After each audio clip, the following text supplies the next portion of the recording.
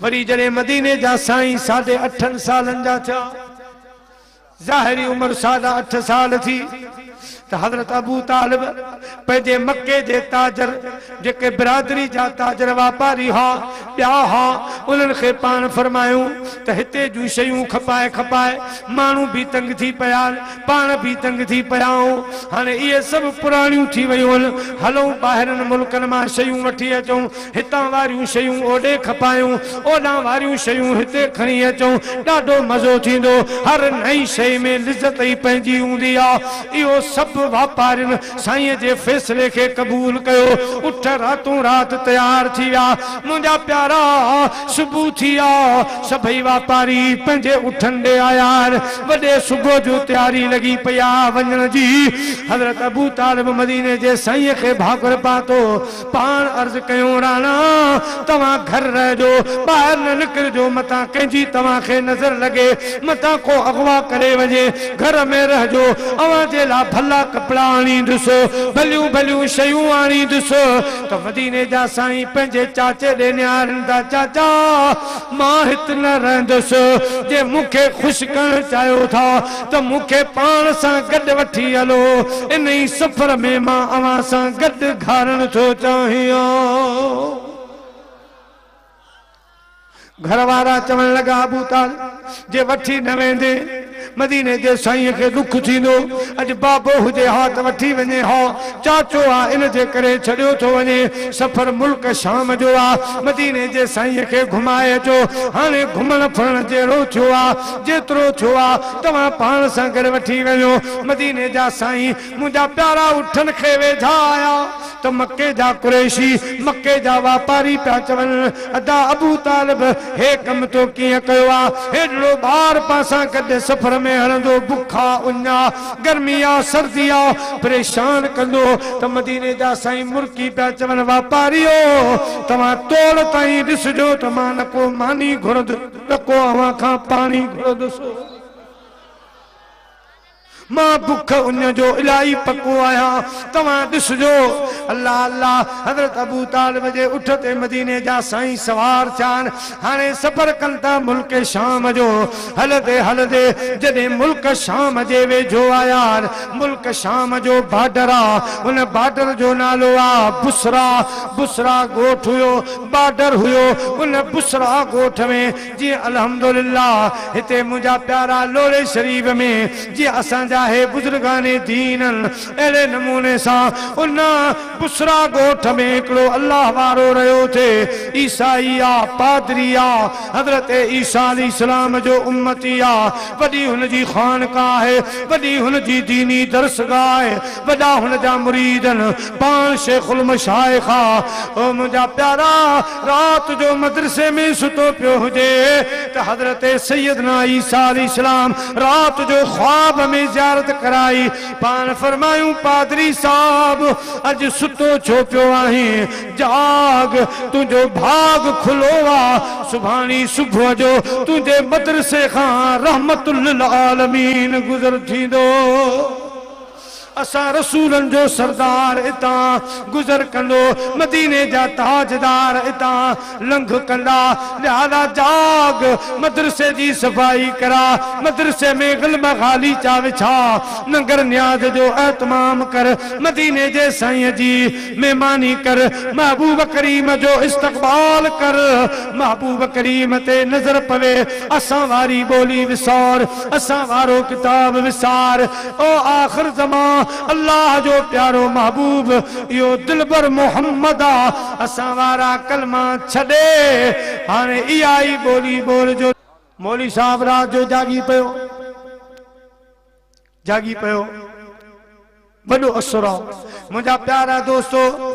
उथी ॿार रस्ते ते अची बीह रहिया, मतां काफ़िलो गुज़री न वञे। प्यारा मुसलमान ॿाहिरो सुबुह थी आ, शागिर्द जागी पिया, मुरीद जागी पिया, खलीफ़ा जागी पिया। ॾिठऊं असांजो मुर्शिद केॾां आयो, असांजो उस्ताद किथे आ, ॿाहिरि निकिरनि त मुंहिंजा प्यारा उस्ताद रस्ते ते बीठो आ, पर मुहाड़ मके पाक ॾे आहे, नज़रूं मके पाक ॾे आहिनि। चवनि पिया असांजा उस्ताद सुबुह थी वई आ, مہمانن کے ناشتو کرانو آ مہمان اواں سا ملندا کہ روانہ تھیندا سائیں سبق ہلدا چھا گالا اج اکیلے رستے تے بیٹھا ہو اج مہار تہاں جی مکے پاک لیا چھا گالا پان فرمائیوں اج مجھو خاص مہمان اچی رہوا شاگردو اج ونو مدرسے کے بہاریوں لیو غلم غالی چاوے چاہو اٹھکن بٹھی اچو اج پھنڈ روز با کہو دیگیوں چاہو بڑو خیرات کہو اج خاص مہمان اچی رہوا اواں کے دیدار تھی دو اج اسان جا بیڑا پار تھی ویندا ونو مدرسے جی صفائی کہو شاگرد صفائی میں مشغول تھی رہا غلم غالی چاوے چھان تھا دروازہ سنگارن تھا پھنڈروں کس جی ویوں اٹھ کس جی ویا ننگر پانی تیار تھین لگا عام اعلان تھی رو دعوت جو اج اچو مولی صاحب دعوت کیا اج پیر صاحب دعوت کیا سجی دنیا خلق پلٹی پیا ایترے میں مجھا پیارا کافلو اچی ویو کافلو اچی ویو مولی صاحب ڈوڑی حضرت ابو طالب جے اٹھ جے ساموں باہوں بدی بھی رہا پیارا مسلمان بھائرو حضرت ابو طالب کے مولی صاحب رستو کرے ادا ابو طالب اج آوان جی دعوتا آوان جلا مدرسو مو سنگاروا اج اچو مجھے دعوت کھاؤ حضرت ابو طالب تو فرمائے مولی صاحب اسان جو لنگا اسان جو رستو آ کدے اسان کے سلسل پانی جی صلاح نہیں کدے لسی خیر جو گلاس نے پیاری اج چھا گالا ہیڈا انتظام اج باہوں بجو بھی تھوا چھا رازا کیڑو ہنگا حال میں رازا مولی صاحب رستو کرے ادا ابو طالب یہ راز جو گالیوں رستن تے کون تھی جوال کہیں جائے تے بھی ہوں وہ یہ راز اوڑی داسی ہلو سبھی تاجر برادری قریشی چمن لگا ابو طالب مولی صاحب جی دعوت میں چاہ نظر اچے پیو محبت نظر اچے پئی اٹھ بہاریوں مولی صاحب جی دعوت کھائیں دالوں کنٹی جو وننا ان ون ہیٹ اٹھ بہاریا مدینے جا سائیں اٹھ مبارکتاں لئی ہیٹ بیٹھا ہانے مولی صاحب اچو مدرسے میں مدینے جے سائیں فرمایو چاچا ابو طالب مکھے تو انک مکھے بکھ نہ لگیا مکھے انیا انیا نہ لگیا مولی صاحب جی دعوت اما کھائی اچو ماں اٹھن تے رکھا رو تھی تو بھی ہوں سبھی تاجر برادری وارا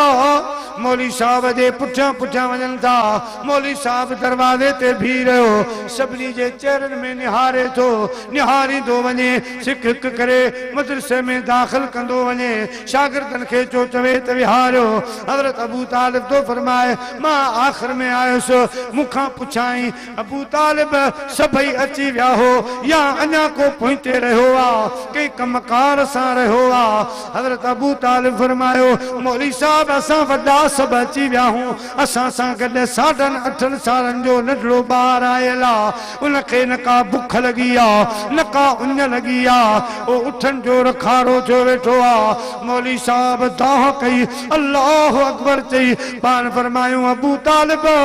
یہ محبوب صرف اٹھن جو رکھارو نہ ہے وما ارسلناک رحمت للعالمین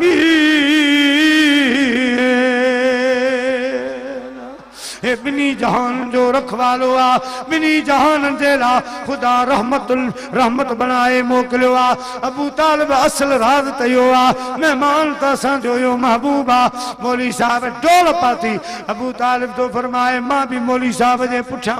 چن لگو سو اچھا تو مدینے جے سائیں جے ساموں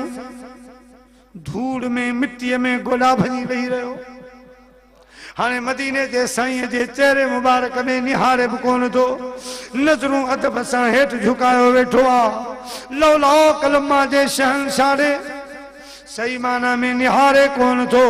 تو مدینے جے سائیں مجھا پیارا دوستو بزرگو مولی صاحب لے ہی نہارو مولی صاحب لٹھو تو مالکن جی توجہ مڈے تھیا حضرت ابو طالب تو فرمائے تو مولی صاحب دے نہاریو مولی صاحب باہوں بدی عرض کہو سونا مکھا خبروں وٹھو مدینے جا سائیں مرکی دا فرمائن مولی صاحب خبروں بدھا عرض کیوں سونا آج دعوت آیا وہاں جی اوہاں جے لا اج اساں غلب خالی چا وچھایان اج اوہاں جو جلسو آ اوہاں ان جا خاص مہمان آیو مدینے جا تاجدار اوہاں ہلو مجھا پیارا مدینے جا سائیں مولی صاحب دے نہارن تھا مولی صاحب جا ہوش اڈامی تھا وجل اکھیوں مجھے محبوب کریم دے مجھا پیارا چھنبے ہی کون تھو سائیں ابو طالب تو فرمائے مولی صاحب بے وس تھی ویو آ اکھیوں رسول اللہ دے اکھیوں چھنبے ہی کون تھو مولی صاحب حیران تھی ہوا مجھے محبوب جو حسن مبارک رسی مدینے جا سائیں مرکی دا فرمائن مولی صاحب اساں سمجھو تا اساں کے کون سنان دے پر تو سنا تو آ تو اساں کے سنا تو آ اساں کے تندے لا قدر آ مجھے محبوب کریم مجھا پیارا دوستو مولی صاحب کے فرمائے اٹھی دہلوں اٹھی جو بیٹھا مولی صاحب تو محبوب دعوت قبول کیا خوشی میں پورا لپیا تھن اللہ جا محبوب کریم اگ میں تھا مولی صاحب پچھا باہوں بدی ہلن لگو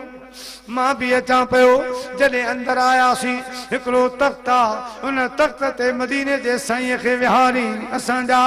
قریشی مائٹ حیران تھی ویا تاجر برادری حیران تھی ویا مولی صاحب اساں جے بار دے چھا ڈٹھو آ پان گوڑا بھنی مدینے جے سائیں ساں گڈ وہی رہا کسو مختصر دسترخوان لگی ویا مانیو لگی ویوں مجھا پیارا پلاہ لگی ویا طرح طرح جا بول لگی ویا منہ صد کہو سہی مولی صاحب اساں مہمان ہوں اساں ساں گڈ تمہاں بھی نگر پانی کرو تمہاں بھی گڈ کھاؤ تو مولی صاحب اساں دے نہارے عرض کرن لگو سہی ابو طالب اوہاں کھاؤ بچو کھچو اوہاں جو کھائیں دا سی ادا ابو طالب مانیوں ملی پوندیوں ہے سب کچھ تھیندو پر ہی مہمان قسمت ساں بھاگ ساں ترسوا اج اساں کے دیدار کرن جو وری یا نصیب حضرت ابو طالب تو فرمایا اساں مانی کھائی فارغ چھاسی ہاں باہر وری ان جا مرید شاگرد ہتھ پیا دھواری کو مانو ہتھ پیو دھوئے کو لندن میں کاٹھی پیو ہنے مجھا پیارا دوستو کو ہی گال پیو کرے دادا مولی صاحب جو تام ڈاڈو بھلو ہو فلانو بورڈ تمام بھلو ہو فلانو پلا تمام بھلو ہو ایڈیو گالیوں پیا کر حال کھا لیا مجھے نظر مدینے جے سائیں لیا نسات مولی صاحب مدینے جے سائیں سا سوال کرن شروع کرے لنو سوال یو کیائیں تا مجھا محبوب تمام سمدہ کلے آئیو آرام جو تمہاں جو ٹائم کہلو وا مدینے جے سائیں فرمایو مولی صاحب ینام عینی ولا ینام عینی ولا ینام قلبی مجھو اکھوں سمجھوان مجھے دل بیدار سداگ رہن دیا مولی صاحب وری سوال کہو رانا اوان جے اکھن جے پردن تے گاڑا گاڑا ڈوران گاڑیوں گاڑیوں لکیرون یہ او جاگے جے کرے ان یا سفر جی تھکاوٹ جے کرے ان چھا جے کرے ان تو مدینے جے سائیں مرکی فرمایو مولی صاحب او جاگے جے کرے ان تھکاوٹ جے کرے ان مجھے پاک رب پنجے قدرت وارے ہتھن ساں یہ ڈورا ٹھایا یہ لکوئی روٹھائیون مجھے پاک رب کریم پنجے قدرت وارے ہتھن سایو سنگھار کہوا اللہ اللہ بری سوال کہیں اے مجھا محبوب انجا ہکڑو سوال بدھا دل ربا اجازت دیو تمہاں تہاں جی پچھی مبارک تا پیران متھے کھڑو کہ اکڑی شہد سنیا ابو طالب تو فرمائے ماں ڈوڑ کئی مولی صاحب جی جو مدینے جے سائیں جو پیران مبارک متھے کھیو تو مکھاں اگ میں مہر نبوت کے چمی ڈیو مہر نبوت کے چمی ڈنائی تصدیق کیائیں تو صدق کیائیں او شاگردو اچو مانی پوئے کھائے جو حیاتی تے بھروسو نہ ہے اچو ان جوان جا غلام اچو پڑھو لا الہ الا اللہ محمد الرسول اللہ صلی اللہ علیہ وسلم پیارا مسلمان بھائرو حضرت ابو طالب تو فرمایا تو سبھی شاگرد ڈوڑی آیا مرید ڈوڑی آیا سجو گوت مسلمان تھی ویو مدینے جے سائیں جا غلام چھا مولوی صاحب عرض تو کرے سونا تمام وڈا تھیندو 40 سالن جا تھیندو پوئے نبوت جو اعلان کندو اساں اجی ایمان آندو اجی ہی تجو میلاد کرے چھڑیو اجی اساں تجو عرس مبارک کرے چھڑیو اساں تجا غلام آیوں پیارا محبوب کیا مجھے لیارے اساں جی تو خطارتا وارے وارے سوں محبوب کریم کا دعاؤں پیا گھرائیں جنہیں منہ چیو مولی صاحب ہانے اساں کے جات لیو پند پراؤں اساں کے ونجنوں اساں کے اجازت لیو مجھا پیارا دوستو اساں اجازت ورتیات مولی صاحب باہوں بجھوں عرض کرن لگو ادا ابو طالب محبوب کے جے کر چھڑے ونجو سامان واپار وٹھی اچو وری لنگ ایو رستو ایو محبوب کریم کے وٹھی ونجو اج اساں وٹ مدینے جے سائیں کے چھڑے ونجو مگر منہ انکار کیو نن اساں پنجو بار پان سان کر وٹھی وینداسیں جڏهن محبوب ان تخت تاں اٹھی بیٹھا تو مولی صاحب جو حال عجیب تھن لگو مجھا پیارا دوستو بزرگو روئی دو چے کر دو چے مدینے جے سائیں چے عشق فراق میں روئی دو چے اللہ جا محبوب کریم اٹھتے سوار جا اٹھ ہلن لگوا تاریخ لکھے تھی تو مولی صاحب مجھے محبوب جی جدائی میں بے حال تھی ویوا صدق کرے مجھے محبوب کریم صلی اللہ علیہ وسلم مجھے اٹھ مبارک جے پچھا بھجے شاگرد چونتا ہو اساں جا مولی صاحب اساں جا مرشد ویندلن سا ونج بونا ہے سائیں موٹی ہلو وری محبوب ملائی دو مولی صاحب خے شاگرد زوری مدرسے دے وٹھی دا ونجل پیارا مسلمان بھائرو تو حضرت عیسیٰ علیہ السلام بھی مولی صاحب کے خواب میں اشارو کیو تو ہانے انہی محبوب کا ثوابی کندھی نہ ہے انہی محبوب جو کلموں پڑھو انہی محبوب جا غلام چھو اساں وارو کتاب چھڑے دیو اساں واری بولی چھڑے دے مولی صاحب انہی محبوب جا غلام تھی پو پنجے شاگردن کے بھی چو گوٹھ وارن کے بھی چو پارے وارن کے بھی چو جے کہ تجھی دعوت میں چل انہن کے چو انہی محبوب جے درجہ غلام تھی پو قل ان کنتم تحبون اللہ فاتبعونی یحببکم اللہ جے کری ہماں کے رب کھپے جے کری تمہاں کے جنت کھپے جے کری تمہاں کے کامیابی کھپن تو انہی درجہ غلام تھی پو انہی محبوب جا حبدار تھی پو وہ دعویٰ کرن جی ضرورت نہ ہے یحببکم اللہ رب اواں سا محبت کرن جو پانے اعلان فرمائی دو اواں جا گناہ دو خطاؤں معاف تھی ویندا رب کریم اواں جا بنی جہان میں بیڑا پار فرمائی چلی دو پیارا مسلمان بھائرو اللہ کرے ہی درگاہ آباد رہے شاد رہے سائیں ورن جو فیض ہمیشہ جاری ہے ساری رہے مجھا پیارا دوستو ہن اللہ وارن جے ہن درجو ہکڑو وڈو اصول یہ ہو تو نماز جی پابندی ذکر جی پابندی جے کے فقیر ایندا ہاں پر جے کے بھی ایندا انہن کے سائیں جو درس ہو تو نماز پڑھو نہیں ذکر کہو امائیں اساں جے لازمہ تو اساں تمام بھی بزرگان دین جے انہن گالن تے عمل کیوں نماز جی پابندی کیوں اللہ پاک جو ذکر کیوں صبح جو سویر ہکڑی تسبیح لا الہ الا اللہ جی ضرور پڑھوں آخر میں 3 دفعہ پورو کلموں پڑھوں 3 صلاتوں پڑھوں شام جو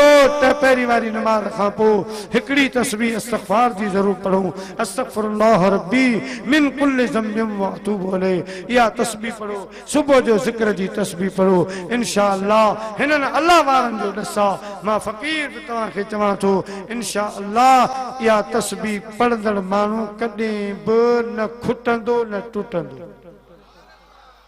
نہ کھٹندو نہ ٹوٹندو ان کا علاوہ رزق کے بارے میں قبلہ سے سید عابد حسین شاہ علی پور شریف وارا فرمائن تا جن شخص محرم شریف میں امام الپاک جی نیاز کرائی ربی الاول میں جن رسول اللہ جو میلاد کہو ربی الثانی میں جن دستگی رسول جی یاری کئی اے 3 رمضان مبارک تے جن اما خاتون جنت جو نیاز جنو 21 رمضان تے جن مولا علی مشکل کشا کے یاد کہو سائیں فرمائے تو انشاءاللہ سجو سال ہونے جو رزق نہ کھٹندو نہ کو ٹوٹندو پر جے کری رزق میں کھوٹ پیس کیا مجھے ڈیارے مو سید جو دامن وٹھی خدا پاک کے دانے تو مولا سید غلط گال